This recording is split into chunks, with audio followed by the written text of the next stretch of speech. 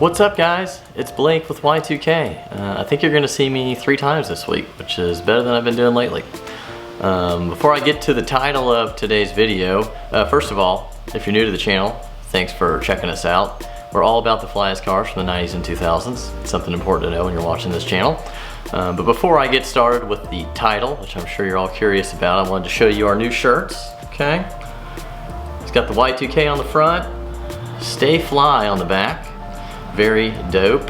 And our website should be done in the next few weeks, and we're going to start selling our merch. So super excited to get that project started. But most importantly, while you guys are here, is you probably want to know what I do for a living. And it's a long story. I've got multiple things I'm doing right now. But to start off, before I tell you what I did, tell you how I got there. So I went to school at the University of West Florida in Pensacola, about an hour away from where I live now in Destin. And I got a degree in finance and a minor in business management. I was on the 5-year plan. I had to work and go to school at the same time. Even had to get a student loan, which I actually got to pay off pretty recently after I got out of college, which was great. So that's kind of a background about, you know, what I did scholastically, which nowadays is getting less and less important, and I kind of agree with that. I think it's all about just doing your passion and following that. So anyways, I did real estate when I first got out. My family's been doing real estate in this area since the 50s. I'm a 3rd generation guy in that business. It's something I like to do. It's not my true passion in life, but it definitely helped pay the bills. Before I started my first real passion project, which was Want to Go Fast. I'll put the VinWiki card up here. I did an interview with them that kind of tells you all about Want to Go Fast, but the short and sweet is that I really loved cars, and my dad had a plane. He actually had a 911, a 996, which is definitely Y2K approved. It's the one with the Boxster headlights that everybody hates now. But probably in 10 years they'll like again. That's just the way stuff goes. So he had one of those, and he had a very small plane. Nothing phenomenal by any means, but he had a small plane. And he would fly me around to all these endurance races like Sebring, I think went to Rennsport Reunion, Ferrari Challenger, Road Atlanta, just all kinds of stuff. I just really like cars and really liked endurance racing especially. So we did all that, flew around, had a great time, father and son bonding. He had the 911. And I was about 10 or 11 years old. Before that, we had like Jeeps and stuff like that. He did have some cool cars in the 80s before the economy took a dip. And then we had Jeeps. But then finally he got a cool car again. So I kind of persuaded him to get the 911. He wanted a Boxster, and I was like, no. And he wanted automatic Boxster at that, which is real bad. So, but still Y2K approved, but not my first choice in car. So anyways, he had that. We would take it to the airport sometimes and do like 0 to 60 and stuff like that. And one night we even took it on the taxiway and did like 100 miles an hour. Then as I got older, he let me drive it. But most of the time when we were in the car, I was just thinking about, I really want to take it down the runway of the airport. I know that sounds maybe kind of crazy, but for car people, it's kind of like a dream. So that was something I always wanted to do, never got to do it. We'd take off on the plane. I'd be thinking about driving the car down the runway. The flying thing to me was just kind of cool, but it was really just a way to get somewhere quick. So we did all that, and then when I graduated school, I was doing real estate sales, and I was doing some accounting for the family business. And then we stumbled upon a tract of land in Carabel, Florida, which is about 10 minutes from Apalachicola, and saw an airport there. It was vacant. I called the manager. He said the only way we could race on the runway is if I hosted an event, which I really wasn't planning on doing. But I said, what the heck, and I did it. And we had about 3 cars show up to the first one, sign up. I shouldn't say show up, because I actually rescheduled and canceled the event because there was no way I could afford to do the event with only 3 cars. And at that time, I think I had about $800 in my checking account, so that just wasn't going to happen. So fast forward, I did the event again at a lower price. I was charging like $135 to race before, and then I switched to $85. And then we had people start signing up. We had like 40 cars the first time, and then it was 60, and then 60 again. And then I did a big event the next year in 2012 at a place called Clayton, Georgia. And that's really when the business became profitable. We had like 125 cars that day, and it was a one-day event. And it went pretty well. We had about 800 spectators, and that's when I really saw that it could be a real business. So I pursued that heavily for years and years. You know, we did 3 events, 4, 5, 6. And then in 2017 at the peak, we did 8. We actually could have done 10, but the FAA decided that they didn't want us to do some events at some airports due to their rules, which is a whole other story. But so anyways, we did that. It got so busy that I actually quit my real estate job in 2016, and that started being my only deal. And it did pretty well. Well enough for me to pursue my passion and not have to do real estate anymore. I just did it here and there for family and friends. But around 2017, I actually started to get pretty burnt out. That 8 events in 1 year really was challenging physically and mentally, and for the team and everyone involved. And I started, my brain started kind of wandering a little bit about something else I would maybe want to do. For some reason, after around the 8-year mark in anything I do, I start to get a little bit distracted and think about other stuff. So around that same time, the FAA, which regulates all the airports in the country that are publicly owned and funded by the government, started shutting our locations down just because, you know, they think it's an airport, and racing, they don't care about that. So anyways, and by the way, we're doing half-mile drag racing side by side on these runways. And we, you know, had the fastest cars in the world, underground racing, everything like that, 250 miles an hour.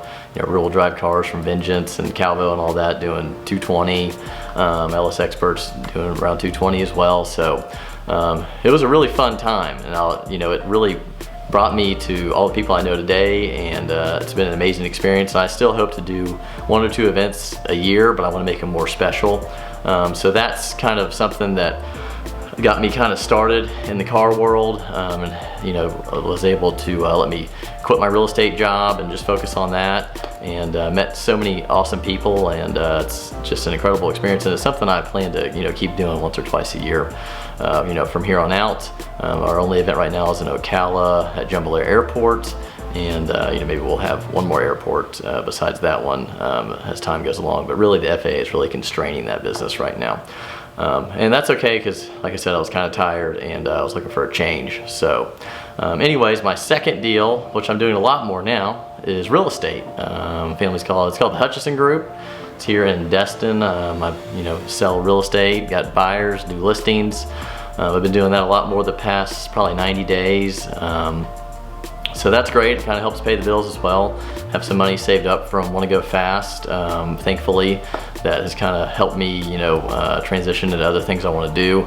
And then Y2K, which you're watching right now, is what my next kind of passion project is, kind of the way Want to Go Fast started. Obviously, I'm not making any money with Y2K at all right now, but I hope through the YouTube channel and some merch that can become another revenue source. So that's kind of the plan for this, and you know, I figured out after all these years of watching every car in the world race, which I was able to do, thankfully, that I really liked cars from the 90s and 2000s. I even like cars in the 80s too, but 90s and 2000s is just more the era that I grew up in. I was born in '86. So didn't spend much time in the 90s, but I do like 80s movies a lot. I definitely like 80s movies, especially Back to the Future.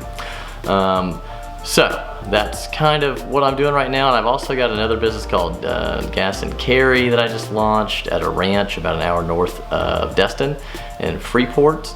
And it's a 43-acre ranch, and we're going to do like a Cars and Coffee style event. And this is my first one in 2 weeks on July 13th. A lot smaller scale than Want to Go Fast, 5,000 people, you know, 250 cars a day. So it'll be a nice change of pace as well, a little more relaxed. So we'll see kind of where that goes. But that's kind of what I do. I have, you know, a couple of races a year with Want to Go Fast. I sell some real estate, and now I'm doing Y2K. And Y2K is kind of, you know, my main passion right now. Maybe in 10 years it'll change again, but I think I've pretty much cemented with the fact that I like cars from the 90s and 2000s, and I like the music, and I think the technology with the StarTax and all that was hilarious. All the movies, Home Alone, you know, the first Grinch, Jim Carrey. Well, that's not the first Grinch, but the one I remember. American Pie, Gone in 60 Seconds, The Rock. I mean, I could go on and on with all these, you know, incredible movies. Clueless. You know, me and my wife watch that all the time. So, and then all the import tuner scene that I was really involved in. My first car was a 03 Acura RSX Type S, and modded it and drag raced it and all that. Had a really fun time doing that. did some autocross in it, and you know, just had a great time in that period. I had a G35 coupe in college, a manual 6-speed that I really enjoyed, and then unfortunately I hydrolocked the engine on that car, and sorry, it's hot outside. Ended up getting a 135, and then I progressed through there, and then I got my M3, which is, you know, that body style's from '08. It's kind of sitting behind me right there. Had some other cars in between, had a i8, had a GT3 991, and all those cars led me back to what you see here, which is the 92 Diablo, the car I dreamed about, you know, since I was just barely, you know, born, maybe 4 or 5 years old. So that's the car that catapulted the whole real Y2K deal. The M3, I didn't really buy anything about Y2K, but it turns out that that's a car I really like, and it actually is a Y2K car because it was started in '08, and that's back when they were doing all the naturally aspirated V8 stuff, which who doesn't like that, right? So modded that, raced it in half mile, made like 530 the wheels. Keep that car forever. It's the first cool car I really got to buy that I really wanted. But that's in a nutshell what I do for a living. I'm sure there's a lot of you, you know, who probably wonder, you know, how people do the things they do, and there's a different story for every person. You know, some people prefer to do their passion as a hobby and a project, and I can definitely see the point in that because it's not really work. It's just something you do for fun. You're not worried about, you know, making any money off of it or anything like that. It's just strictly for fun. And then there's certain people who pursue their passion as their whole career. And personally, for me, I think the passion for the career is the way to go for me. Not for everybody, but just for me. So I've just had a great time with cars. If you told me, you know, when I was 21 or 22 graduating school that this is what I would be doing, and I would be able to have these kind of cars and do this kind of stuff, I would have probably told you you're crazy. But I definitely had high hopes. I thought I was going to end up working for Porsche Corporate or selling exotic cars or something like that. I even managed a garage called Fighter's Garage in college. And I realized that running a shop, like a mechanic shop, is not something I really want to do. But it was fun, you know, and I learned, and it was funny because a lot of the distributors that I worked with, the parts sales, actually ended up sponsoring my Want to Go Fast events. And it was pretty cool to be able to talk on the phone with someone in college, and then they came to my event. So that was fun. But anyways, for those of you who are out there searching for what you want to do in life, figure out what you're really good at and what you're passionate about, and those usually are the same thing. I'm an encyclopedia of knowledge about cars, and I memorize every stat. I got a photographic memory. I can read a magazine cover to cover and recite every 0 to 60, quarter mile, top speed, everything like that back when there were magazines. Now if I read an article on, you know, the drive or whatever, I can memorize that too. That's just something that, you know, is just part of my brain. So I'm thankful for that. You know, I'm just super detail oriented and all that kind of stuff, and I like business. You know, I like setting up stuff, seeing how it does, seeing what sells versus something else, and just, you know, I like niche products. So that's who I am. That's what I do. So I appreciate you guys watching today. I hope you enjoyed learning a little bit more about my life. I'll probably tell you a little bit more about some other stuff another time. But if you like what you saw today on the channel, be sure to hit that like button and subscribe, and we'll see you guys next video.